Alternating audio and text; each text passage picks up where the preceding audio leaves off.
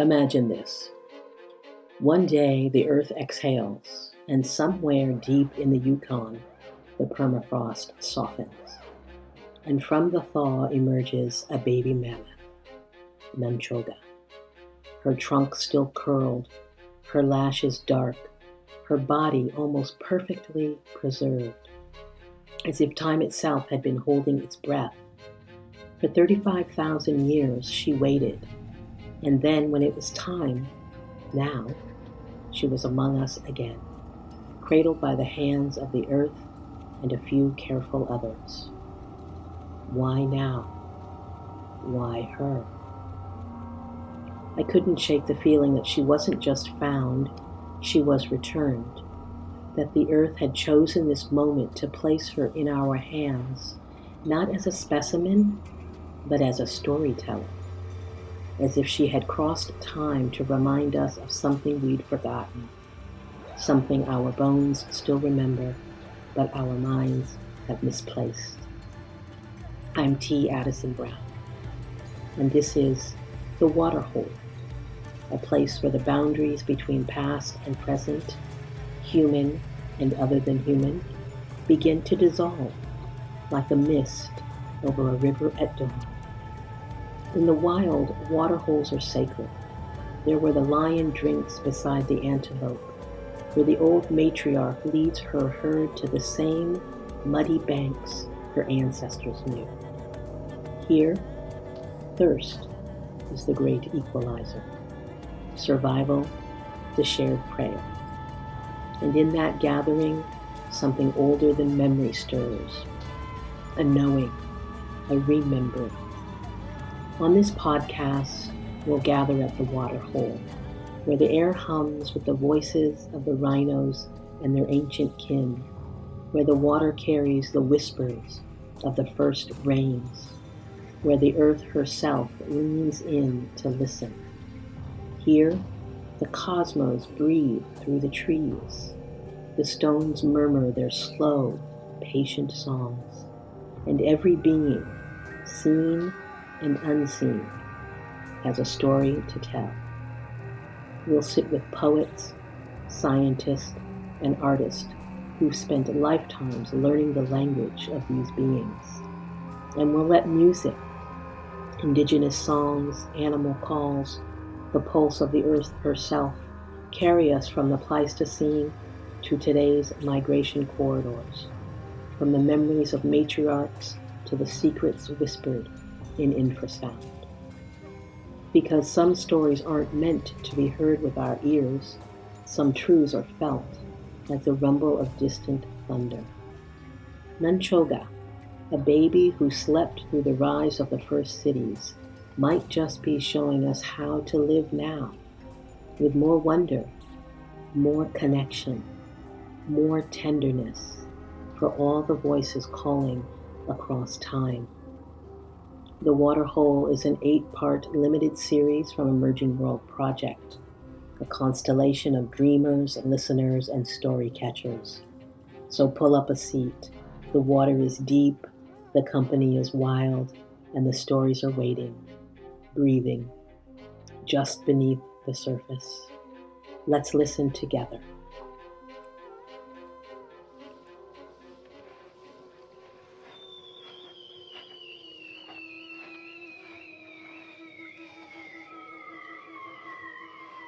Airavata, Ray's Discovery.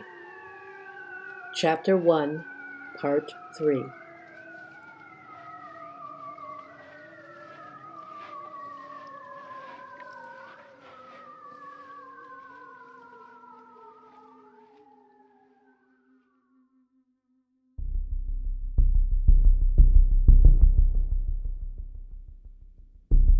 Love is not a transaction, Airavata said softly, sensing Ray's fear. You love her because you merged. The moment you forgot you were you and she was she, you remembered into what you truly are. You merely flow like a river, finding its path. The love that Ray felt didn't seem useful. It didn't seem as if it could protect him from anything. This is what you have been starving for, Airavata said. Not just being loved, but to be loved, to know that you are capable of this unreasonable tenderness, that your heart is spacious. In that moment, the sound of his father's voice came clamoring through his mind. Stop crying. Boys don't cry. Man up, will ya, Ray? Ray tried to ignore the intrusive thoughts, and it must have worked, because he wept even more. But this time, he wasn't weeping from existential angst. He was weeping from the overwhelming love coursing through him. Only the beginning, little brother, Airavata said. Emotion is not your enemy. It is your guide.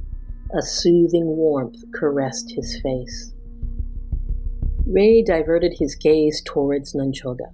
He became still and transfixed at the color flooding back into Nanchoga's fur. From reddish gold to a vibrant brick orange. The ice crystals in her fur melted. They became water, and her small chest, he could see it now. It rose and fell and rose again. She was breathing, that mysterious thing that separated a body from a being, and he felt the love expanding in his chest, an absolute. The hair had been still all morning, but now it moved across the site in a spiral, gentle at first, then stronger. It moved through Ray's own thick black hair, the tassels of curls he had been mocked about as a child, but never chose to cut them off. They were his protection. He owned them. They came to this place with him. The wind smelled of clouds. Ray felt it enter his lungs. His chest loosened. The sound of the creek soared from a distant trickle to the presence of flowing water itself, responding to Nanchoga's breath. The sound was rhythmic. The sun, that endless Yukon sun that had felt so oppressive, so relentless, shifted. Or maybe Ray's perception of it shifted. The light that had been harsh and exposing became a soft pink, the color of something you'd eat. It fell across Nanchoga's small body, and she seemed to absorb it. She drank it in. Her trunk wiggled. Through Airavata's hums, Ray felt a vibration that began in the earth and shot up through his knees. The elephant lifted his head majestically, and Ray found himself swaying, not wanting to stop. Water began to seep from the permafrost wall. It came in rivulets, in streams, weaving its way in the sunlight, eventually pooling around Nanchoga. Small green shoots began to push up through the clay, Arctic flowers Ray didn't have names for. The wind, the water, the sun, the earth beneath him. They were all moving together, all breathing together, and Ray was breathing with them, and Airavata was breathing with them, and Nanchoga. Her eyes opened. They were clear and completely aware. She looked at Ray with an intelligence that pierced him in a way he couldn't remember being seen. She made a small chirping sound, something between a chirp and a trumpet. Ray took a deep breath, with intention this time, and with awareness. She uncurled her trunk from her chest, slowly learning her own body again. She reached toward him, the tiny trunk, no bigger around than his wrist, extended through the space between them. Without thinking, he reached back. Her trunk wrapped around his finger, gentle and certain. Ray felt the connection. Airavata beside him, and Nanchoga, this living bridge between the long ago and now. The loneliness that had been his constant companion didn't disappear, but for the first time, he felt something else alongside it. Belonging. Nanchoga squeezed his finger with her trunk and made that small sound again. Ray cried, but this time he was smiling. Nanchoga's trunk stayed wrapped around Ray's finger. Airavata settled onto his haunches, a mountain folding into itself, until his great head was level with Ray's. This close, Ray could see that the elephant's white skin held all colors, within it, the way snow at certain angles holds rainbows. Do you know why we hold up the sky? Airavata asked. Ray shook his head. His voice still felt too raw to use. In the beginning, Airavata said, and his voice took on the quality of all old stories, timeless, inevitable, true in ways that had nothing to do with facts. The earth and sky were one, undifferentiated. The beloved dreamed, and the dream was everything and nothing at once. But the beloved wished to know itself, Airavata continued, and to know there must be separation, subject and object, self and other. So the beloved split the dream, sky above, earth below, and in that splitting, in that first great act of differentiation, there was danger. In his mind's eye, Ray saw the sky and earth pulling apart, and in the space between them, the existential dread he knew so well. The sky might drift away entirely, Airavata said softly. The earth might forget it was ever whole. The separation might become so complete that nothing could find its way back to the beloved, back to unity, back to the truth that all things are one thing, knowing itself. Nanchoga made a small sound against Ray's hand. Her trunk tightened, as if she too felt the fear of that ancient splitting. So the beloved called us forth, Airavata said. 8 of us. The elephants of the directions. We were given the greatest task, to hold the sky and earth in their proper relationship. Not together, for separation had been chosen, but not apart, never so far apart that the connection is forgotten. Ray saw them now in his mind's eye. 8 elephants standing at the edges of the planet, north and south, east and west, and the 4 directions between, each one bearing the sky on their backs so that the earth could breathe beneath it.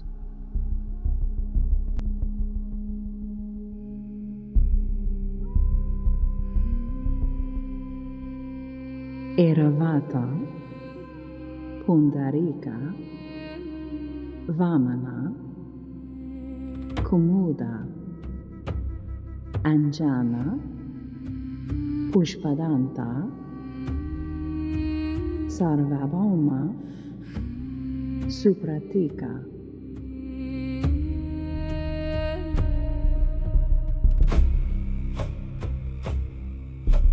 The names rang out like bells, like the founding words of the cosmos.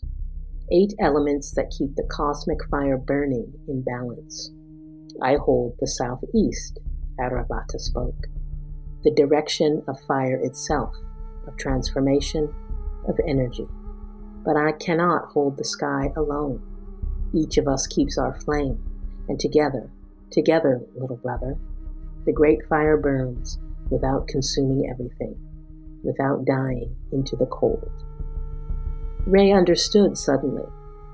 The 8 elephants weren't just holding up the sky, they were tending it, keeping the balance between earth and heaven, between separation and unity, between the material and the divine, each one watching their portion, each one trusting the others to watch theirs.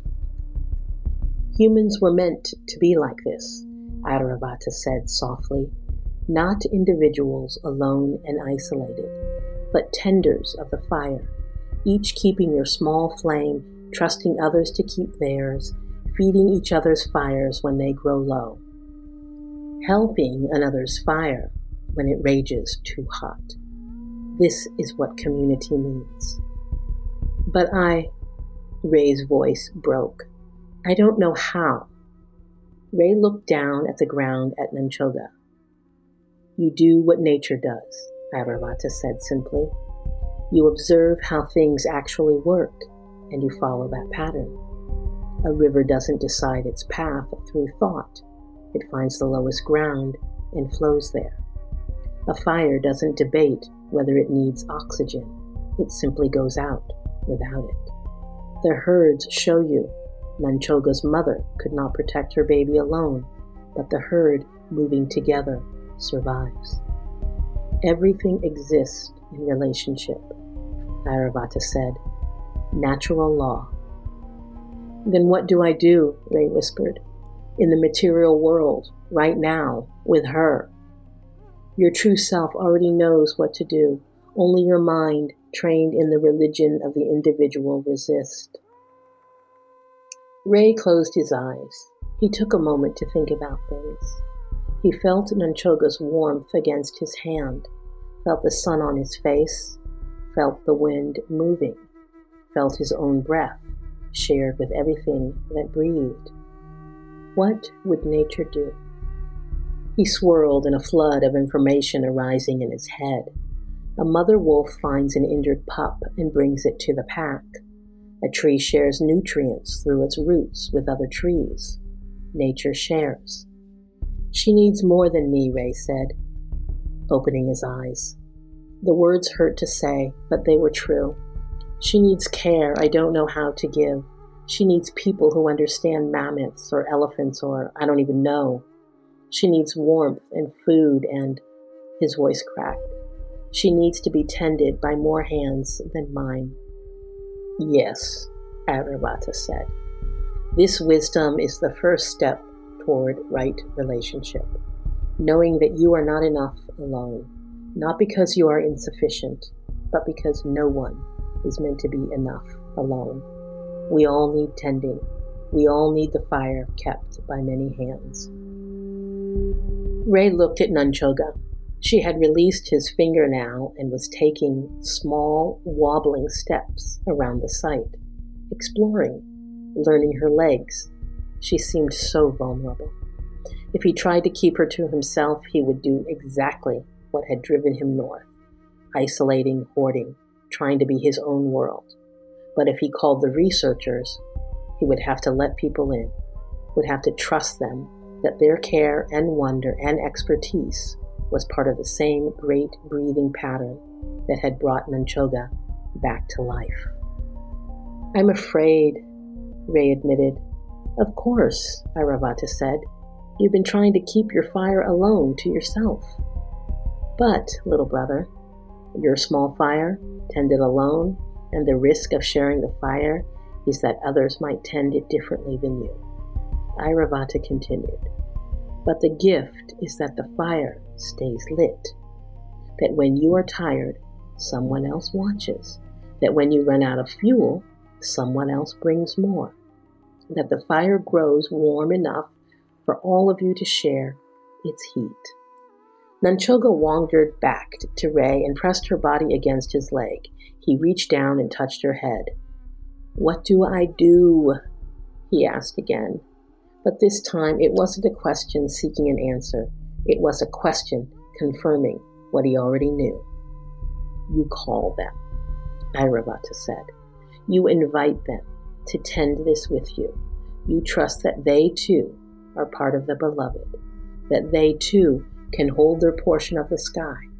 And you practice, for this is practice, little brother, not perfection. You practice letting the fire be tended by more hands than your own. Ray reached into his pocket. His radio was there, solid and real. This is the first ritual, Airavata said, not the automatic motion you have done for years, but conscious choice, sacred action. You are choosing relationship over isolation. Ray pulled out the radio. Nanchoga made her small trumpeting sound and looked up at him with those dark, knowing eyes. She trusts you, Airavata said. Can you trust others? Ray's thumb moved to the call button. He pressed it. The static crackled. His throat was tight, but he spoke.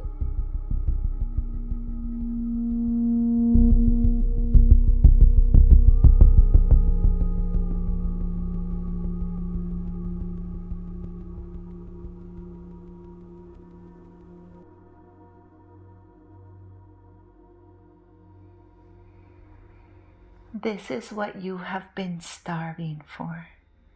To be love. to embody love, to live love, to know gentleness and spaciousness. Notice how your breathing weaves your body into being. Let the light pink light dance to the rhythm of your heart, the elephants of the 8 directions holding up the sky, so that this great love may flow fully, abundantly, unabashedly.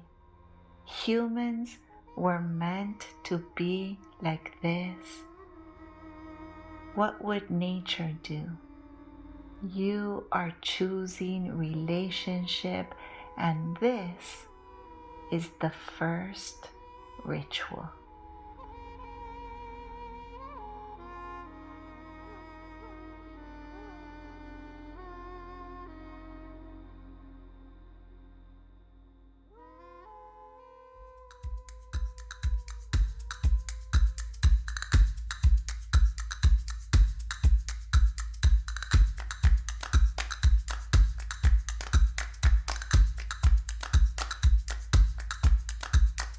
Thanks for being at the Waterhole.